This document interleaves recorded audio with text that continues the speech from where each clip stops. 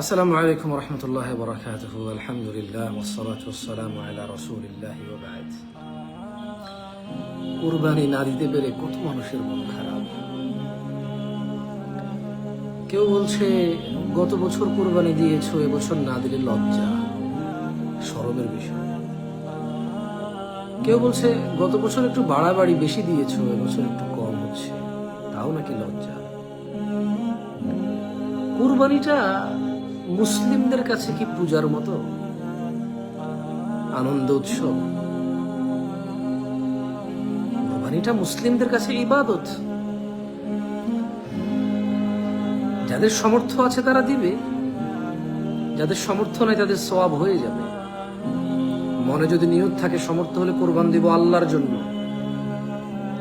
আজকের এই লাইফটা সবার, প্রত্যেকের একবার করে শেয়ার করা উচিত আমি মনে করি। কিছু কথা বলবো ইয়থ, যুবকদের জন্য, যারা এই পৃথিবীর মায়া মোহে ইবাদতকে উৎসব মনে করে।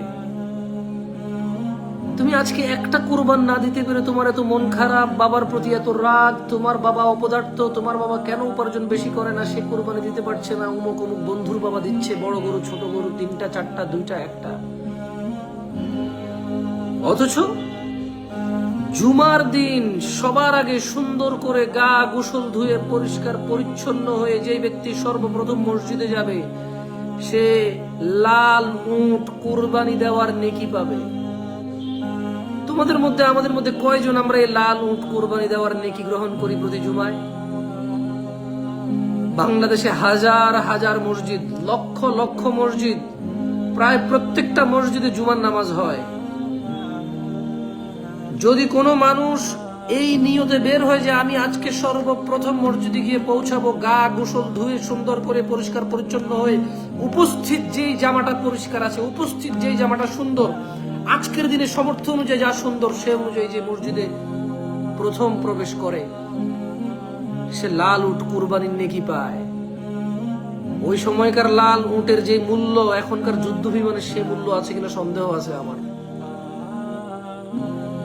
আল্লাহ নবী সাল্লাল্লাহু আলাইহি সাল্লামের যুগে লাল উটের যে মূল্য ছিল, আজকের দিনে যুদ্ধ বিমানের সেই মূল্য কিনা সন্দেহ আছে আমার। তাই কুরবানি ইবাদত। তুমি চাইলে প্রতি জুমায় লাল উট কুরবানি দেওয়ার নেকি নিতে পারো, শুধু সর্বপ্রথম মসজিদে গিয়ে উপস্থিত হবা জুমার নামাজে। তুমি কি জানো এই জিলহজ মাসের 10 দিনে অনেকগুলো ইবাদত আছে, তার মধ্যে সবচাইতে ভালো ভালো ইবাদত গুলো হচ্ছে আল্লাহু আকবার, আল্লাহু আকবার, আল্লাহু আকবার, লা ইলাহা ইল্লাল্লাহ, ওয়াল্লাহু আকবার, আল্লাহু আকবার, ওয়ালিল্লাহিল হামদ। ইস্তিগফার, বেশি বেশি তওবা, বেশি বেশি দান সাদাকা। হজ যার সামর্থ্য আছে, কুরবানি যার সামর্থ্য আছে। কিন্তু আল্লাহু আকবার, আল্লাহু আকবার, আল্লাহু আকবার, লা ইলাহা ইল্লাল্লাহ, আল্লাহু আকবার, আল্লাহু আকবার, ওয়ালিল্লাহিল হামদ আমাদের মধ্যে কয়জনে আমরা বলছি? অথচ জিলহজ মাসের 10 দিনেরই আমল এগুলো। শুধু কুরবানিটা দিতে পারছি না বলে আমাদের সবার মন খারাপ। অথচ আল্লাহু আকবার, আল্লাহর তাকবীর করা, আল্লাহর বড়ত্ব ঘোষণা দেওয়ার তৌফিক আমাদের অনেকেরই আছে, এই মুখ আছে বলার মতো, আমরা বলছি না।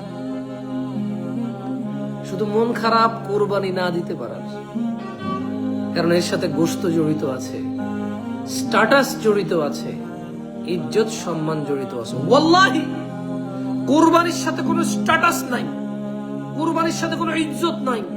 কুরবানি একটা ইবাদত, যেমন নামাজ ইবাদত, রোজা ইবাদত, হজ ইবাদত, যাকাত ইবাদত, যেমন সালাম ইবাদত, যেমন সাদাকা ইবাদত, যেমন দান ইবাদত, যেমন সুন্দর ব্যবহার ইবাদত, যেমন বিবাহ ইবাদত, যেমন বাচ্চা কাচ্চা লালন পালন ইবাদত, যেমন বাবা মায়ের সেবা যত্ন ইবাদত, ঠিক তেমনি কোরবানি একটা ইবাদত, কোন স্ট্যাটাস নয়।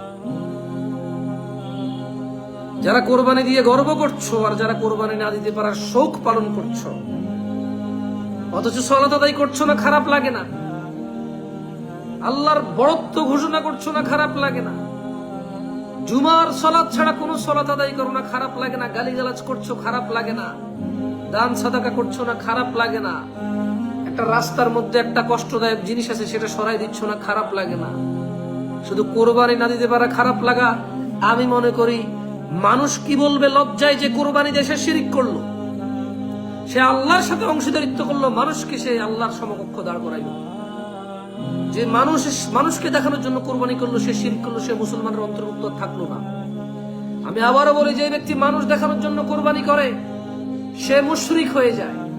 যেই ব্যক্তি কোরবানি দিতে পারছে না, খারাপ লাগে কারণ মানুষ কি বলবে, সেও শিরিক করলো। আর যেই ব্যক্তি তার সামর্থ্য বেশি ছিল, বেশি দিছে, এখন সামর্থ্য কম, কম দিতে লজ্জা পাচ্ছে, সেও শিরিক করে। লজ্জা কার সাথে ভাই? কোরবানি আল্লাহর জন্য। আল্লাহ সামর্থ্য দিলে দিব, নালে দিব না। আল্লাহ সামর্থ্য দিচ্ছে কোরবানি দিচ্ছি না, তাইলে এক কথা। আল্লাহ সামর্থ্য দিছে 5টা দিব 5টা, আল্লাহ সামর্থ্য দিছে 10টা দিব 10টা, একটা দেওয়ার সামর্থ্য দিছে একটা দিব, সামর্থ্য দিছে একটা গরুতে 1 ভাগ নেওয়ার 1 ভাগ দিব, এটাও সামর্থ্য থেকে চলে গেছে। আল্লাহর পরীক্ষা, খালাস দিবই না এবং কোনো কষ্ট নাই। আল্লাহকে বলবো, ইয়া আল্লাহ তুমি জানো। সামর্থ্য ছিল কোরবান দিছি 5টা, সামর্থ্য ছিল দিছি একটা, সমস্ত দিছি তৌফিক ছিল, সামর্থ্য ছিল 1 ভাগ দিয়েছি। আল্লাহ এবছর সেই সমর্থনে তুমি নেকি দিয়ে দিও, কারণ তুমি জানো আমার সামর্থ্য থাকলে আমি এই ইবাদতে পিছপা হই না। খালাস, দিস আর ইবাদা। কোরবানি ইজ নট স্ট্যাটাস। কোরবানি না দিলে লোকের সামনে কোনো লজ্জা পাওয়ার কিছু নেই। কোরবানি দিয়ে লোকের সামনে গর্ব করারও কিছু নেই। কোরবানি দিলে মানুষের মুখ উজ্জ্বল হয় না মানুষের সামনে। সামর্থ্য নাই, কোরবানি না দিলে মানুষের সামনে অপমান হয় না। যে কোরবানি না দিয়ে মানুষের সামনে মানুষ অপমান হয়, সে মুশরিক হয়ে যায়। যে কোরবানি দিয়ে মানুষের সামনে খুশি হয়ে যায়, লোক দেখানো, মানুষ মুশরিক হয়ে যায়। আর যার কোরবানি না দেওয়ার দুঃখ আছে, সে চাইলে জুমার দিন কোরবানি করার নেকি দিতে পারে। যার কোরবানি না দেওয়ার দুঃখ আছে, সে চাইলে গোশত যদি সে স্যাক্রিফাইস করে, তাইলে সে জুমার দিন সুন্দর করে গা গোসল ধুয়ে পয় পরিষ্কার হয়ে উপস্থিত সবচেয়ে ভালো জামা কাপড় পরে সবার আগে মসজিদে যাবে। সে লাল উট কোরবানির সওয়াব পাবে। কোরবানির সওয়াব কয়জনের লাগবে? সবার লাগবে। কোরবানির গোশত লাগবে না অনেকের, স্ট্যাটাস লাগবে। বাচ্চা কাচ্চার মুখ উজ্জ্বল করতে হবে। কোরবানি না দিলে আমার মেয়ে কি বলবে, মেয়ের জামাই কি বলবে? মেয়ে বিয়ে দিলাম মাত্র, এবছর কোরবানি না দিলে কি ইজ্জত থাকবে বিয়ের বাড়িতে? এ কেমন কথা? এ কেমন কথা? কোরবানি না দিলে বিয়ের বাড়িতে ইজ্জত থাকবে না নাকি? এ কোন বিয়াই রে? এ কোন বিয়াই? তার বিয়াই কোরবানি না দিলে বিয়ের ইজ্জত চলে যাবে। সে কে? সে আল্লাহ? সে নিজেকে আল্লাহ দাবি করে? সে নিজেকে আল্লাহর সমকক্ষ মনে করে? কোরবানি আল্লাহর দেওয়া ইবাদত, আল্লাহর জন্য উৎসর্গ করা ইবাদত। না দিলে বিয়াই কেন মনে কষ্ট নিবে? যে বিয়াই আরেক বিয়াইকে প্রসাদ দেয় কোরবানি দেওয়ার জন্য, সে তো মানুষই না, মুশরিক। সে মূর্তি, সে ফিরাউনের মতো নিজের ইবাদত দাবি করে। I think worse than that, ফিরাউনের কাছে এত নলেজ ছিল না। ফিরাউনের যুগে এত মুসলিম ছিল না, এত মসজিদ ছিল না। ফিরাউনের যুগে এত ইমাম, এত খতিব ছিল না। ফিরাউনের যুগে এত খুতবা, এত বই পুস্তক অ্যাভেলেবেল ছিল না। ফিরাউনের যুগে ফিরাউনের এলাকায় মুসলিম এলাকা, অমুসলিম এলাকা ছিল না। যে বিআই অন্য বিআইকে কুরবানি দেওয়ার জন্য লজ্জা দেয়, সে তো ফিরাউনের চাইতে খারাপ। কারণ ফিরাউনের কাছে এত তথ্য নলেজ ছিল না যত তথ্য নলেজ বর্তমানে পৃথিবীতে ইসলাম নিয়ে আছে। কোনটা আল্লাহর জন্য, কোনটা মানুষের জন্য, এটা নির্ধারিত। এগুলো স্পষ্ট, এগুলো কোনো কিছু অস্পষ্ট নয়। যে বিয়ের বাড়ি থেকে খাসি গরু আশা করে, সে মানুষের কাতারে নাই। সে এই বাংলাদেশ না, এই পৃথিবী না। বাবা আদম আলাইহিস সালাম থেকে কিয়ামত পর্যন্ত যত মানুষ আসবে, এর মধ্যে সবচেয়ে নিকৃষ্ট যে অন্তর্ভুক্ত মানুষ থাকবে, সে তাদের অন্তর্ভুক্ত হবে। যদি সে ফিরে না আসে, যদি সে ক্ষমা না চায়, যদি সে নিজের অন্যায়ের জন্য অনুতপ্ত না হয় এবং আল্লাহর কাছে ক্ষমা না চায়, ও তো মানুষের মধ্যেই পড়বে না। ও পৃথিবীর নিকৃষ্টতম, ফিরাউনের চাইতে ও নিকৃষ্ট হবে। সে কুরবানি ইবাদত যার সামর্থ্য হবে সে দিবে। বিয়ের কি আসে যায়? আমার সামর্থ্য না, আমি দিব না। আমার বিয়ে লজ্জা পাবে কেন? বরং আমার বিয়ের সামর্থ্য আছে, আমার বিয়ে কুরবানি দিয়ে একটা গরুর রান, একটা ছাগল আমার বাড়ি পাঠাবে জব দিয়ে। বরং আমার বিয়ে এটা করতে পারে। আমার মেয়ের শ্বশুরের যদি এতই সামর্থ্য থাকে, আমার মেয়ের শ্বশুরের উচিত কোরবানি দিয়ে সর্বপ্রথম গোশত আমার বাড়িতে পাঠানো, কারণ আমার সামর্থ্য নাই, কারণ সে আমার আত্মীয়, সে আমার খোঁজ রাখবে, খেয়াল রাখবে। এটা না হবে বেয়াই। আমি কোরবানি দিতে পারবো না, আমার বেয়াই লজ্জা পাবে। আমি নামাজ পড়ি না, আমার বেয়াই তো লজ্জা লাগে না? হ্যাঁ, আমার বিয়াই নামাজ পড়ে না, কখনো তো বলে না একটা ইমাম পাঠায় দেন আমার নামাজ শিখান। আমার বিয়াই চায় কুরবানিতে আমি তার বাড়িতে গরু পাঠাই, ছাগল পাঠাই। আমার বিয়াই বেনামাজি, একবার তো বলে না আপনার এলাকার একজন ইমাম পাঠায় দেন আমি বেনামাজি, আমার একটু নামাজ শিখাক। আমার লজ্জা নাই? আমি আমি আমি আমি বেনামাজি? আমি কাফের চাইতে খারাপ, মুশরিকের চাইতে খারাপ? আমি লজ্জাহীন, নির্লজ্জ। আমার বাড়িতে একজন খতিব পাঠান, আমাকে কিছু নসিহা করুক।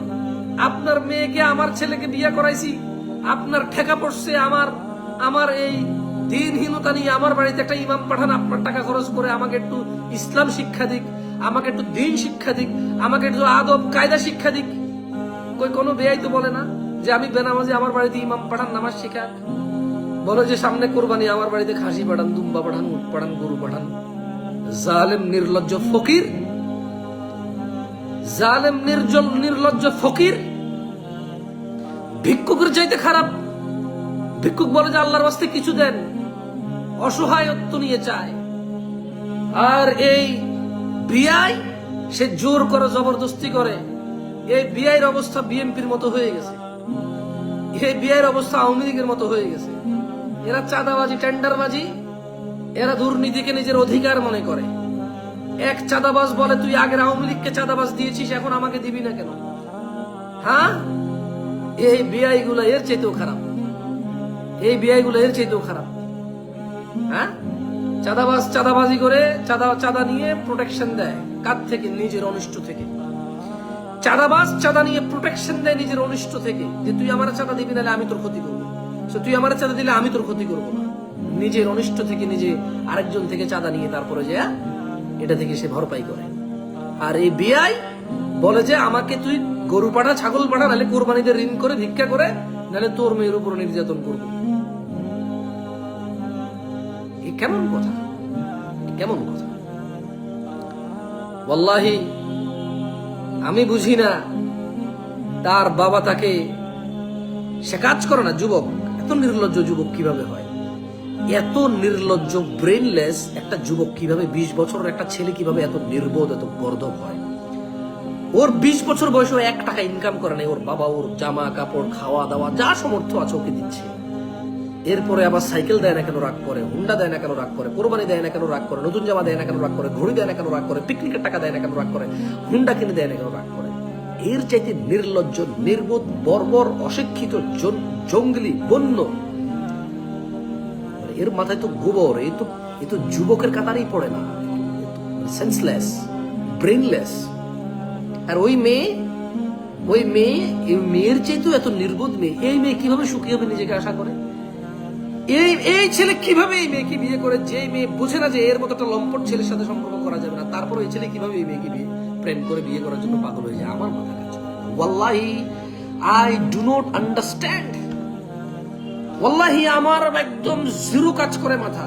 এই মেয়েটা এর মতো একটা লম্পট ছেলে, বেকার ছেলে, যে বিবাহ করার যোগ্যতা রাখে না, যে বিবাহের প্রস্তাব দেওয়ার যোগ্যতা রাখে না, যে একটা মেয়ের সাথে লুকাই লুকাই কথা বলতে হয়, যে বিয়ে করার ক্ষমতা রাখে না, যে বিয়ে প্রস্তাব দেওয়ার পর্যন্ত ক্ষমতা রাখে না, যে নিজের ক্যাপাসিটি বোঝে না যে আমি এখন বিয়ে করতে পারবো না, এই মেয়ে একে পছন্দ করে। তারপরে এই ছেলে কিভাবে এই নির্বোধ মেয়েকে বিয়ে করতে রাজি হয়ে যায়? যে ওর মতো একটা নির্বোধ, জঙ্গলি, বর্বর, বন্য, হ্যাঁ, কাপুরুষ এই মেয়েটা একে চয়েস করেছে। তারপরেও এই মেয়ের বুদ্ধি শুদ্ধি কিভাবে সে কামনা করে? এই নির্বোধ হলে কি এত নির্বোধ হবে? তুই তো ভাই নির্বোধ, ভাই তুমি তো নির্বোধ। তো তুমি নির্বোধতার জায়গা থেকে নিজের একটু ভালো চাও যে তোমার মতো একটা ছেলের এই মেয়ে বলতেছে যে প্রেম করবে, বিয়ে করবে। এই মেয়ের কি আছে দিমাগ? কিভাবে তোমার বাচ্চার মা ওই বাচ্চাকে সামলাবে? আর এই মেয়ে কত পাগল, এর মতো একটা ছেলের সাথে যে বিয়ের প্রস্তাব দিতে জানে না, যে এতটুকু বোঝে না আমার ক্যাপাসিটি আছে, আমি কি বিয়ে করবো না রোজা রাখবো, যে এই সিদ্ধান্ত নিতে পারে না, যে সিদ্ধান্ত নিতে পারে না, যে নিজের একটা অশান্তির দিকে নিজেকে ঠেলে দেয়। এই মেয়েকে আই লাভ ইউ, সেই মেয়েকে আই লাভ ইউ, প্রেমপত্র, ফুসকা, চিঠি, ফুল, হ্যান ত্যান, message, video call, audio call, এই সমস্ত করে নিজের শান্তি নষ্ট করে যে ছেলে নিজের শান্তি বুঝে না, যে ছেলে নিজের হাতে নিজের শান্তি নষ্ট করে, এমন একটা ছেলে যত ছেলে প্রেম আই লাভ ইউ বলে কোনো মেয়েকে, কত ছেলে নির্বোধ, যেই মেয়ে এটার সাথে এগ্রি করে সেই মেয়ে এর চেয়ে নির্বোধ। যত মেয়ে কোন ছেলের প্রেমের প্রস্তাব মেনে নেয়, এই ছেলে যত নির্বোধ, ওই মেয়ের চেয়ে বেশি নির্বোধ যে প্রেমের প্রস্তাব গ্রহণ করে। কারণ কা পুরুষের প্রেমের প্রস্তাব গ্রহণ করে? দুশ্চরিত্রা মেয়েরা প্রেমের প্রস্তাব গ্রহণ করে। সুখ হচ্ছে বিবাহ। বিবাহ একজন ছেলে ও মেয়েকে নিকট করে। ও বোঝে না বিবাহ কি আর প্রেম কি, এটা বোঝে না। প্রেম হচ্ছে অশান্তি, বিবাহ হচ্ছে শান্তি।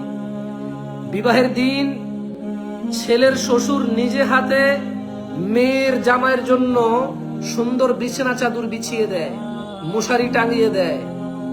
হ্যাঁ, শাশুড়ি দুধ হাঁস রান্না করে রাখে মেয়ের জামাইয়ের জন্য। মেয়েকে নিজে ইচ্ছায় ছেলের হাতে তুলে দেয়, এই হচ্ছে বিবাহ। আর এই জেনা বেবিচারের সম্পর্ক হচ্ছে অশান্তি। এ ফাঁসি দিবে, গান গাইবে, নাচবে, মদ খাবে, গাঁজা খাবে, হ্যাঁ এগুলা করবে। এটা হচ্ছে এই জেনা বেবিচার নামক প্রেম, অশান্তি আর কি। যাই হোক, কি বলবো, কিছুই বলার নাই।